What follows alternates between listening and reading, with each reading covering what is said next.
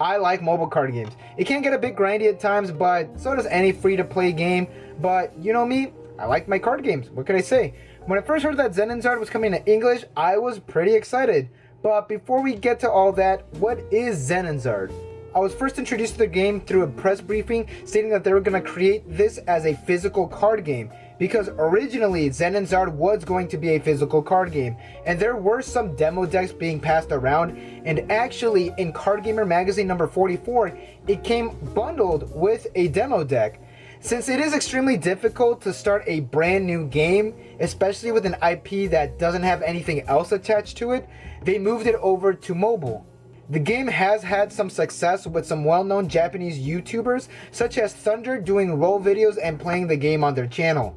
On March 17th, 2020, they announced on the official Twitter page, also side note, they created the official Twitter page, that Zenonzard is coming to the English language, and I was a bit indifferent about it. I did like the art from what I saw on YouTube and in Card Gamer magazine, so I was curious to see what the game was about. Color me impressed, I was interested. They had an open beta and I signed up, learned the basics, and I was hooked.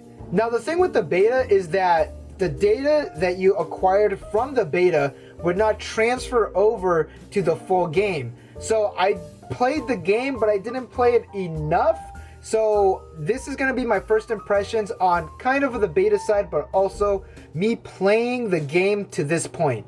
I have been playing the game not 3 days straight, but you know, kind of on and off here until like I ran out of points and powers.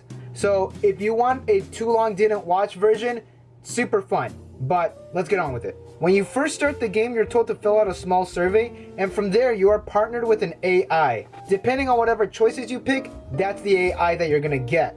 I was given Nonoin, who is an idol, which is fitting for me. Not cause I'm an idol, it's because I play music too.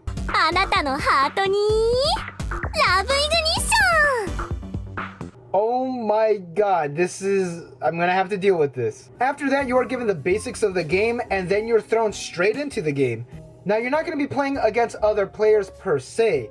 You're gonna be playing against their AI that they are teaching and raising, I guess? And that's what makes it unique in my opinion. You can take as long as you want, and I was actually making a sandwich in the middle of one of my matches. Don't tell anyone. Non-card game gameplay.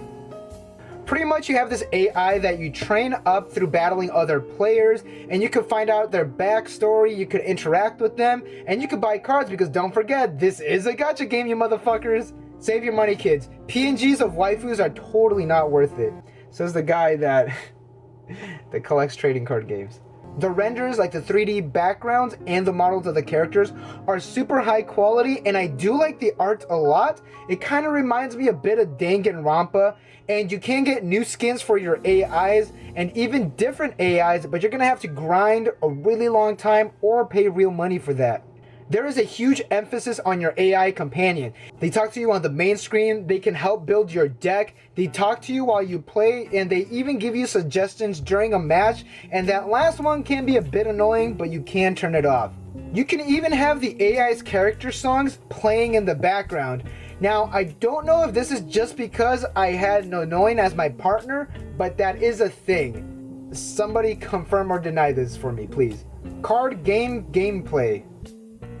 I'm not going to go over the entire rules and gameplay of Zenonzard. You should try it out for yourself. It is really unique. It's kind of like a mix of Duel Masters, Magic the Gathering, and Dragon Ball Super, and the ridiculous art of Vanguard. And come on, we all know the art in Vanguard is pretty ridiculous. There's this. The one difference being is that you cannot attack your opponent's cards, but you can block them. The way that you win is that you damage your opponent enough times that their main life points will reach 0, but there's also these forces on the side, they do have two, that you want to get rid of, because that gives your opponent and also gives yourself advantage. So there's a big dichotomy between should you attack directly or try to slow your opponent down by attacking their forces. Personally, I run the Ouroboros and the Phoenix forces. So in this game, there is a lot of resource management, and you're constantly on edge of whether you need to take the damage or block with a character to stop the damage. It can get really intense at times. This game does run a mana system, and you can get mana screwed if you don't properly stack your deck with specific mana colors. You do get a point of mana, of colorless mana specifically, each turn. You also have cards in your deck that could function as mana and as characters. You could even throw characters from your field to your mana zone and vice versa. The way you play characters is that they have a specific cost, and under that cost, they have little orbs of color that counts toward their summoning cost. So if they have a cost of 7, plus they have 3 little orbs, you get 3 of that color plus 4 colorless mana or 4 other mana. So it is kind of like Dragon Ball Super in that aspect, but it's also kind of like Duel Masters because you could use cards as mana, but it's also kind of like Yu-Gi-Oh because it's like characters and they're like mana, so it's kind of like the pendulums, but it's also kind of like Shadowverse because they could just give you mana. It's a lot, but it's doable. You get the hang of it fairly quickly. This is one of those games where everything happens in one single phase. You have your mana phase, which is pretty obvious. You could set a mana character from your hand to your mana zone, or you could get just a free neutral mana. You can switch out your neutral mana with a card when your mana zone is filled. After that phase, you're in your main phase. This is where everything happens. You could play as many characters as you can, attack as much as you want, and cast effects, you know, until like you run out of mana. In the battle phase, you do have 2 different phases.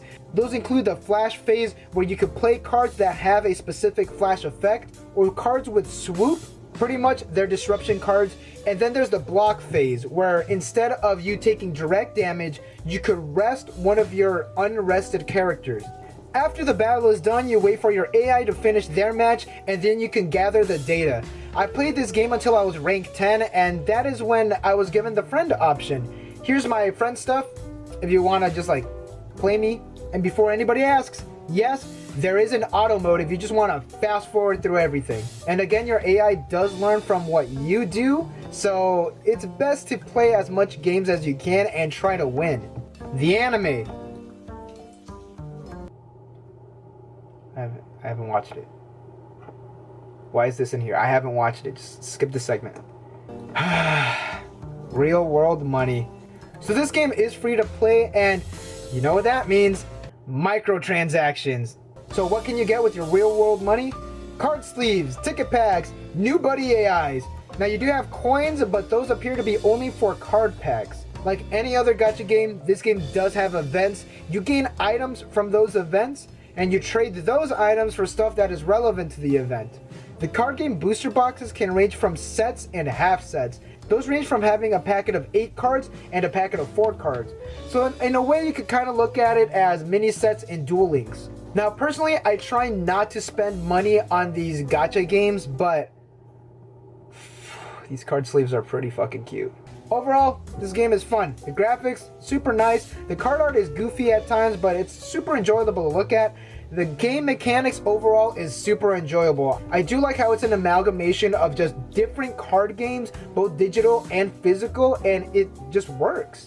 As well as kind of raising your own AI, and you do feel like a sort of connection with that AI because it's the only AI you're working with, and that kind of survey thing just kind of adds a little more personality to it. Like, it's your AI.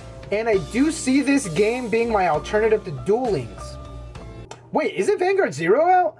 And with that, thank you all for watching. What do you think of this game? Have you tried it out? Did you enjoy it as much as I did? And what AI did they partner you up with? And did you change your choice? Because that was an option to do that, like, when the game first starts. Again, thank you all for watching. Don't forget to like and subscribe for more Wise Shores and digital TCG content, and I will see you all in the next one.